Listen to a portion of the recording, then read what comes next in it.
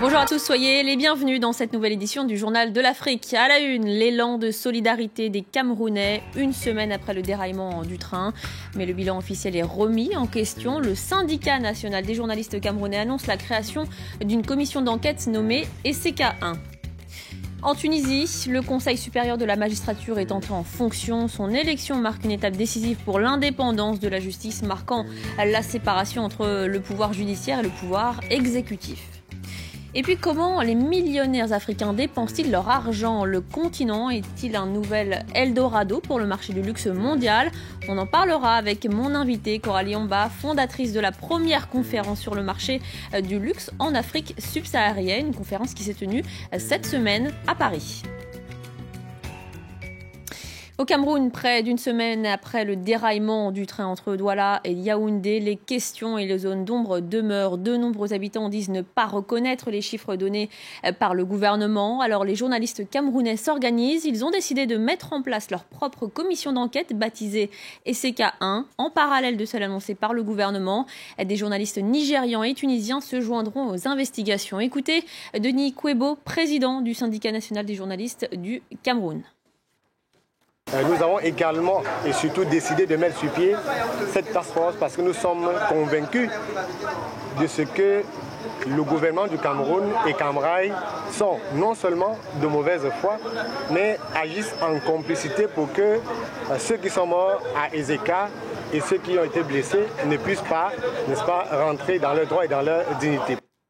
Selon le bilan officiel, la tragédie a causé la mort de 79 personnes. Il y a par ailleurs 550 blessés. À Douala, les Camerounais font preuve de solidarité avec les victimes. Des dons de vivres ou de médicaments ont été organisés. Le reportage sur place de Marcel Amoko. Des packs d'eau par centaines, du lait, des sardines ou du savon dans une ruche qui ne désemplit pas. Des dons pour les blessés de la catastrophe ferroviaire, un élan de solidarité sans précédent au Cameroun. Comme ici, à la Quintini, le principal hôpital de Douala, où s'activent des dizaines de bénévoles, parmi eux Marianne, cadre dans une banque locale. Il y a eu un appel et puis on voudrait que les gens viennent pour traiter que demain, pour pouvoir aider les personnes qui ont eu des problèmes, qui ont eu l'accident. On est venu pour répartir les paquets et puis aller leur distribuer en salle. Un hôpital qui accueille la majorité des blessés du déraillement du train. Pour faire face à l'afflux des dons, le docteur Mbangué a été désigné pour les centraliser, encore impressionné par l'ampleur de la mobilisation. Nous sommes surpris au niveau de notre institution sanitaire. On pensait qu'on allait avoir peut-être 3 cartons de savon, mais là, la foule était immense. Tout le monde voulait donner quelque chose à l'hôpital à Quintini. Là, comme vous voyez, nous sommes débordés, mais il y a toujours des gens à l'extérieur qui veulent faire dedans. À l'intérieur du centre des urgences, encore 31 blessés sous observation, comme Christian, ému par cet élan de solidarité inédit au Cameroun. Depuis un certain nombre de jours, on reçoit des dons des Camerounais de tous horizons. Ça marque les gens qui sont dans la douleur, la souffrance comme nous. Ça contraste avec l'absence des autorités administratives. Et pendant ce temps, à l'extérieur, le défilé des donateurs se poursuit 6 jours après la catastrophe. À Nairobi, un homme a été abattu devant l'ambassade des États-Unis. Il avait peu avant porté plusieurs coups de couteau à un policier. L'homme âgé de 24 ans était originaire du comté de Wajir, dans le nord-est du pays. Et on ignore pour le moment si cette attaque relève d'un acte de démence ou si elle est motivée par des raisons politiques ou religieuses. En Tunisie, c'est un grand pas pour l'indépendance de la justice. Le Conseil supérieur de la magistrature a enfin été élu.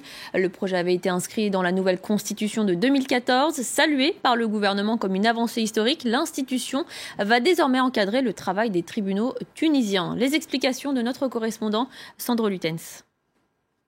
Ils ont été plus de 13 000 à se rendre aux urnes à travers le pays. Des huissiers, des avocats, des juges, même des experts comptables. Ils sont tous allés aux urnes pour élire leur conseil supérieur de la magistrature. Un conseil qui compte désormais plus de femmes que d'hommes. Un conseil qui pourra procéder à des nominations, à des mesures disciplinaires. L'accouchement aura été plutôt difficile. Le projet de loi a passé 1 an à l'Assemblée, puis ensuite 7 mois d'attente jusqu'aux élections. Finalement, le Premier ministre Youssef Chahed a salué une journée historique.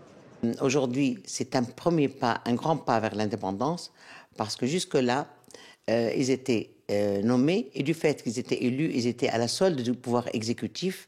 Et bien sûr, c'était l'épée de Damoclès sur les juges au niveau de la permutation, au niveau des grades, etc. Donc les juges qui n'étaient pas très obéissants, bien entendu, pouvaient encourir des sanctions, même si elles ne sont pas des sanctions déclarées.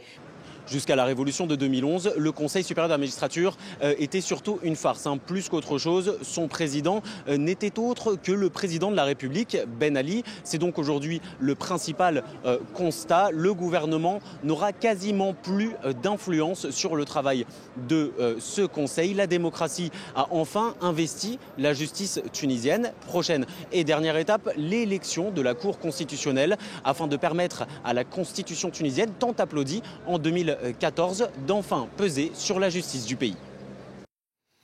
Direction la Maison des journalistes à Paris où s'est ouverte l'exposition en hommage à Ghislaine Dupont et Claude Verlon, intitulée « Dessiner pour ne pas tirer un trait ». De nombreux dessins de presse sont exposés jusqu'au 25 novembre. Nos deux confrères de RFI ont été kidnappés à Kidal puis assassinés le 2 novembre 2013.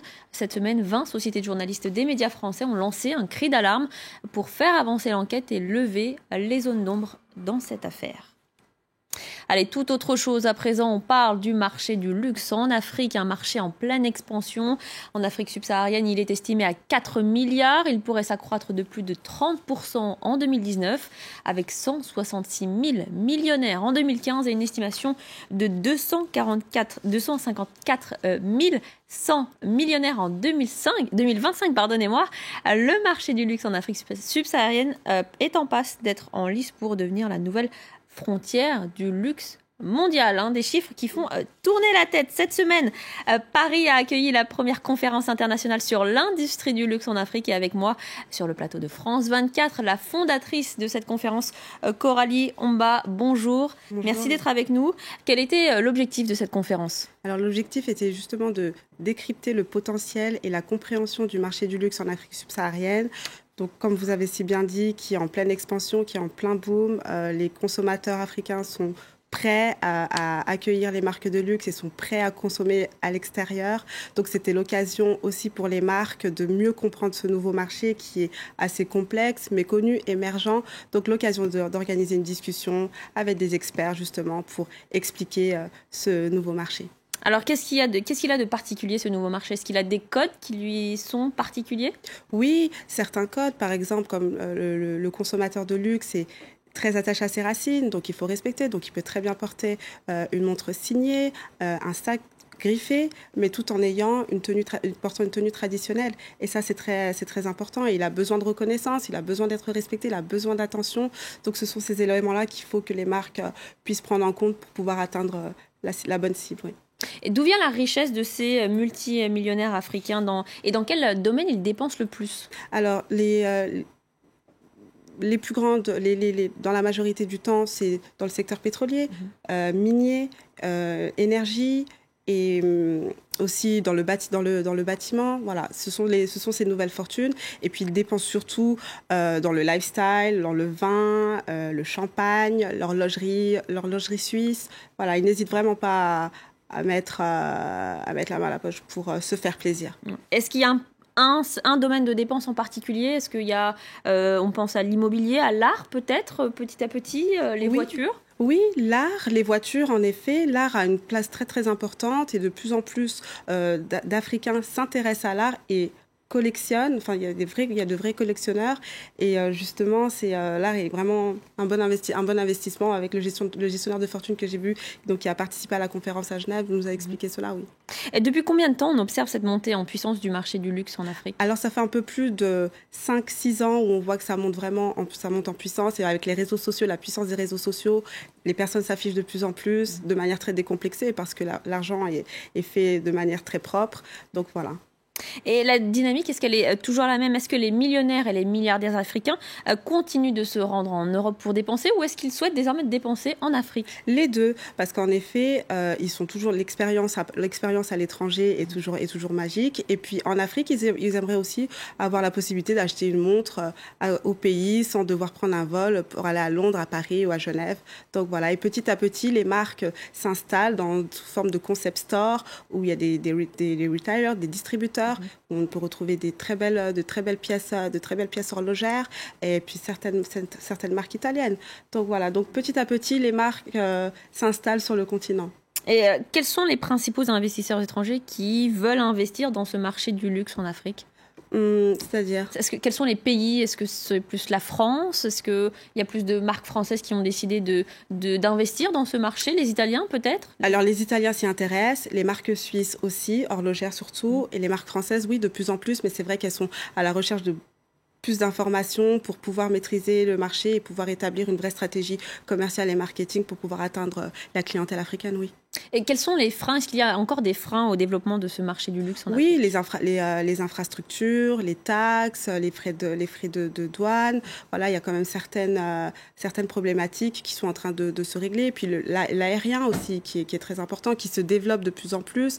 Mais parfois, pour même le client qui veut aller faire son shopping en Afrique du Sud, parfois il faut repasser par une capitale européenne. Donc, mais de plus en plus...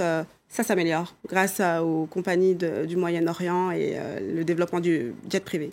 Merci beaucoup, Coralie Mba, pour votre éclairage sur ce marché du luxe en pleine expansion. Voilà, c'est la fin du Journal de l'Afrique. Merci de votre fidélité. Tout de suite, un nouveau journal.